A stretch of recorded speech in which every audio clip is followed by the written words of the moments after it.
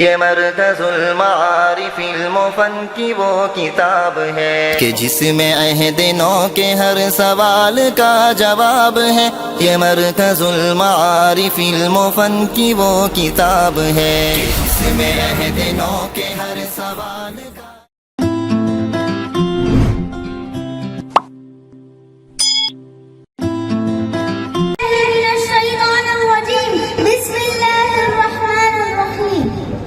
ورفعنا لك ذکرک.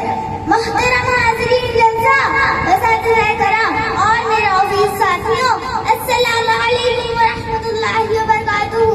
آج کی میری تقریر کا عنوان ہے کمالات مصطفیٰ، جن کے آنے سے روشن ہوئے دو جہاں، جن کے آنے سے روشن ہوئے دو جہاں، ان کے قدموں کی برکت پہ لاکھوں سلام. محترم حاضرین، جس نبی صلی اللہ علیہ وسلم کی آمد کا تذکرہ دنیا کے بننے سے پہلے عالم ارواح اور انبیاء کے درمیان تمام آسمانی کتابوں میں ہو چکا ہے، ان کا تذکرہ ہمارے لیے باعث رحمت ہے. اللہ پاک کی اپنے رسول سے محبت کی گواہی ہمارا کلمہ ہے، لا الہ الا اللہ محمد رسول اللہ.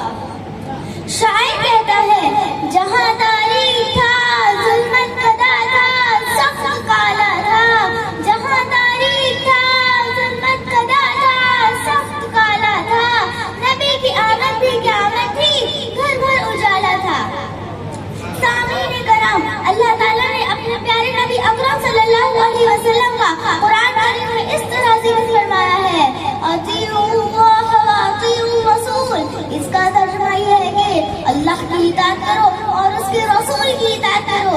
لہذا اللہ کا فرمان ہے کہ جس نے میرے محبوب صلی اللہ علیہ وسلم کی سنت کی اتباع کی وہ میرا محبوب ہے. اس لیے حاضر جلسہ، آپ کی آمد کا جشن اگر ایک دن کا ہے تو یہ بڑا تکلیف دہ ہے، کیونکہ قرآن کہتا ہے کہ آپ بیک وقت میں ایک بہترین ذمہ، ایک بہترین حاکم، ایک استاد، ایک عادل، ایک والد، بلکہ قرآن کریم نے آپ کو ہر لحاظ سے اسوہ حسنہ قرار دیا ہے.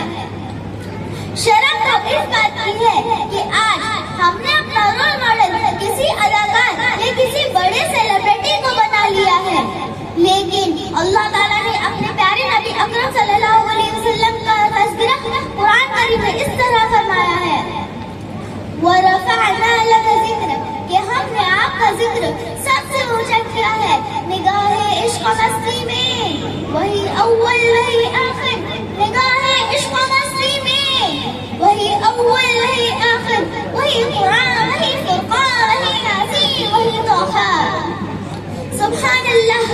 آپ نے سنا ہے کہ اللہ تعالیٰ نے ہمارے آقا محمد مصطفیٰ صلی اللہ علیہ وسلم کو کیسی شان و شوکت کا مالک بنایا اور آپ صلی اللہ علیہ وسلم کو کس قدر کمالات سے نوازا کہ قیامت کے دن جب کہ سورج سوانے سے پر ہو کر آگ برسا رہا ہوگا گرم تانبے کی طرح، تب کی زمین پر انسان کو ننگا پاؤں کھڑا کیا جائے گا.